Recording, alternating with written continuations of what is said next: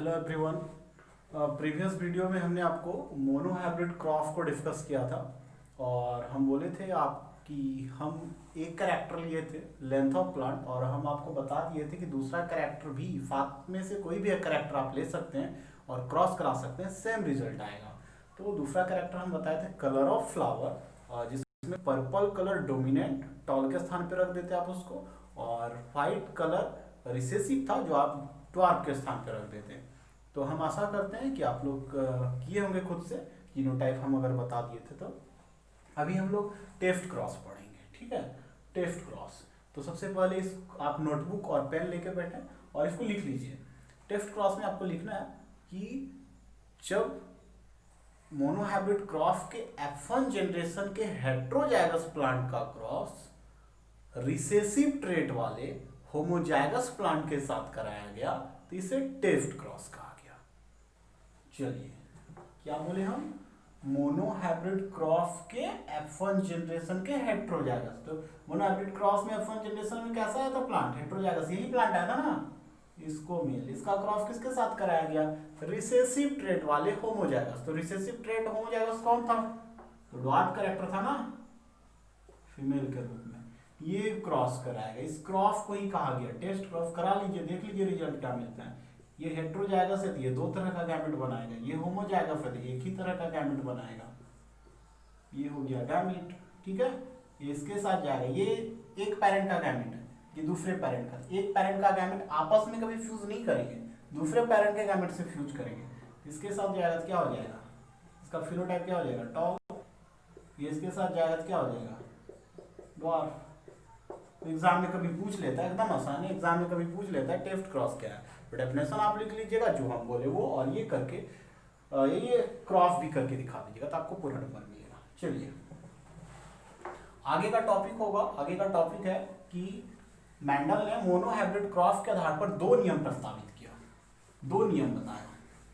वो कौन कौन सा नियम है, तो सबसे पहले जिसे बोला गया law of inheritance, law of inheritance, ठीक है, लॉ ऑफ इनहेरिटेंस। तो इसमें आपको इसके नीचे लिखना है मेंडल ने मोनोहाइब्रिड क्रॉस के आधार पर दो नियम प्रूव किया या बताया जिसे लॉ ऑफ इनहेरिटेंस कहा गया। इसका फर्स्ट लॉ है लॉ ऑफ डोमिनेंस और दूसरा है लॉ ऑफ सेग्रीगेशन। एग्जाम में पूछा जाता है। तो दो नियम है, लॉ ऑफ डोमिनेंस और लॉ ऑफ सेग्रीगेशन। सबसे पहले हम लोग बात करेंगे law of dominance. Law of dominance, इसमें क्या लिखना है कि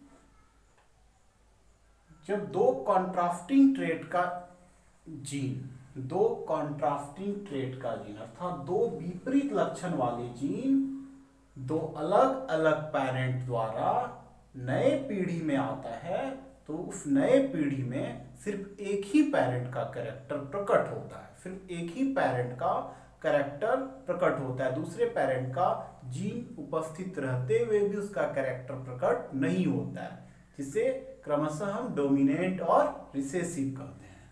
ये आप इसके नीचे लिख सकते हैं। तो क्या हुआ, आप टॉल और ड्वार्फ मोनोहाइब्रिड क्रॉस में इस नियम को समझाने के लिए हम बस एक बार फिर से लिख रहे हैं। यही क्रॉस किए थे ना आप, देखिए पेरेंटल क्रॉस,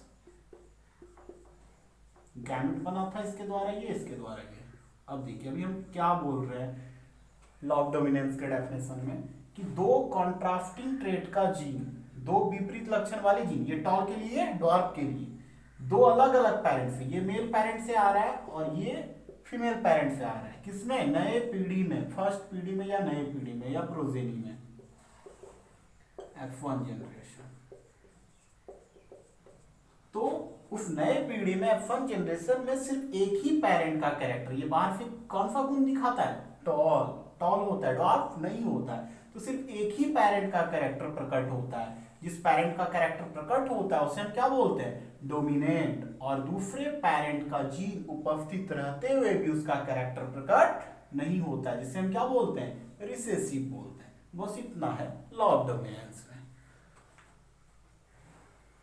देखिए लॉ ऑफ इनहेरिटेंस का दूसरा लॉ है law of segregation. Law of segregation में क्या जानना है?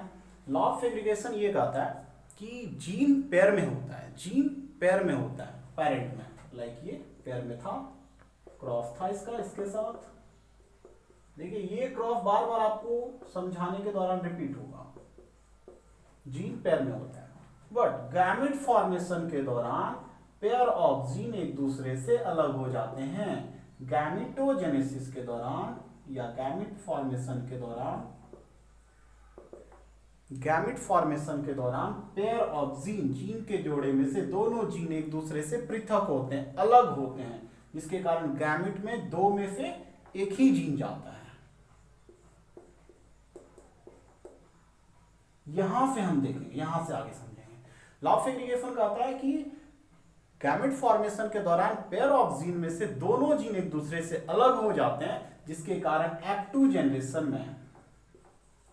जनरेशन में दोनों पेरेंट का कैरेक्टर प्रकट हो जाते हैं। क्योंकि F2 जनरेशन में हम क्या जानते हैं, क्या आया था? F2 जनरेशन में मेरा टॉल कैरेक्टर भी आया था और डॉट कैरेक्टर भी आया था, हाँ या ना? डॉट कैरेक्टर भी आया था। ये रेशियो था 3:1, या आप ऐसे लिख सकते हैं 75% प्लांट टॉल और 25% प्लांट डॉट था। अब देखिए यहां पर क्या होता है, यहां पर फिर टॉल कैरेक्टर आया, जो लॉ ऑफ डोमिनेंस हमें बता रहे हैं। लॉ ऑफ डोमिनेंस हम जान रहे हैं कि एक ही पेरेंट का कैरेक्टर प्रकट हो रहा है F1 में, बट F2 में दोनों पेरेंट का कैरेक्टर। क्यों? क्योंकि गैमेट फॉर्मेशन के दौरान पेयर ऑफ जीन एक दूसरे से अलग होते हैं। यहां पर भी जब इस तरह का प्लांट आपस में क्रॉस करेगा सेल्फिंग के दौरान, तो ये स्मॉल टी, ये ड्वार्फ कैरेक्टर वाला जीन जो है टॉल कैरेक्टर वाले जीन के साथ है, इसीलिए ये टॉल कैरेक्टर वाला जीन ड्वार्फ कैरेक्टर वाले जीन के ऊपर प्रभावी हो जाता है और इसके लक्षण को प्रकट नहीं होने देता है। लेकिन इसका ये मतलब नहीं है कि ड्वार्फ कैरेक्टर वाला जीन टॉल कैरेक्टर वाले जीन के साथ अगर एक पीढ़ी में रहता है तो वो अपना कैरेक्टर भुला देता है, वो अपना गुण भुला देता है। नहीं, जब इसको मौका लगेगा, और आगे मौका लग रहा है F2 जनरेशन में, जैसे ही ये इस कैपिटल टी वाले जीन से अलग होगा ड्यूरिंग द गैमेट फॉर्मेशन, तो क्या हो जाएगा, ये अपना कैरेक्टर दिखाने में सक्षम हो जाएगा।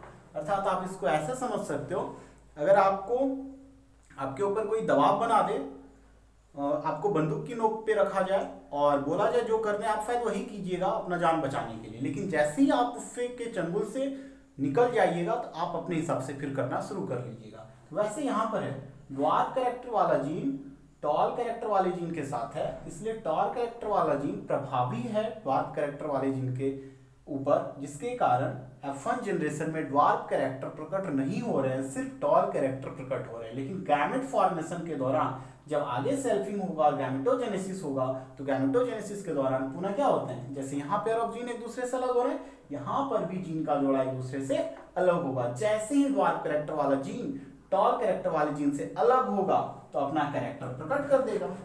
ये भी दो प्रकार का गैमेट बनाएगा, आप देख सकते हैं, आपको बताया भी थे प्रीवियस वीडियो में हम। तो क्या होगा, ये इसके साथ जाएगा, ठीक है, ये इसके साथ जाएगा, आप ऐसे लिख सकते हो, लेकिन जब ये इसके साथ जाएगा तो क्या हो जाएगा, ड्वार्फ कैरेक्टर प्रकट हो जाएगा, ड्वार्फ। तो लॉ ऑफ सेग्रीगेशन की वजह से इसे प्यूरिटी ऑफ गैमेट भी कहते हैं। इसमें लिख लीजिएगा, हम एक बार डेफिनेशन फिर से बोल दें कि लॉ ऑफ सेग्रीगेशन को प्यूरिटी ऑफ गैमेट भी कहा जाता है, जिसके अनुसार pair of gene gamete formation के दौरान एक दूसरे से अलग हो जाते हैं, जिसके कारण F2 जनरेशन में दोनों कैरेक्टर मतलब रिसेसिव कैरेक्टर पुनः प्रकट हो जाते हैं। इसका रेशियो क्या आता है, इसका रेशियो आता है 3:1। ये दोनों तो टॉल ही होगा, 3:1, यहां पर हम लिखे थे 3:1। तो चलिए, आपको इस वीडियो में हम क्या बताया, लॉ ऑफ डोमिनेंस और लॉ ऑफ सेग्रीगेशन बहुत इंपॉर्टेंट है। किसके आधार पर बताया गया, मोनो हाइब्रिड क्रॉस के आधार पर बताया गया। और एक चीज आज की वीडियो में हमने ये भी बताया, टेफ्ट क्रॉस। तो हम आशा करते हैं आप इस वीडियो से आपको क्या क्या तैयार करना है, law of dominance, law of segregation, Taft cross. हम आशा करते हैं आप लोग इसको तैयार कर लीजिएगा, और आप जब तक खुद मेहनत नहीं कीजिएगा कुछ नहीं हो सकता है। चलिए, नेक्स्ट वीडियो में हम बात करेंगे इनकम्प्लीट डोमिनेंस। अभी के लिए थैंक्स।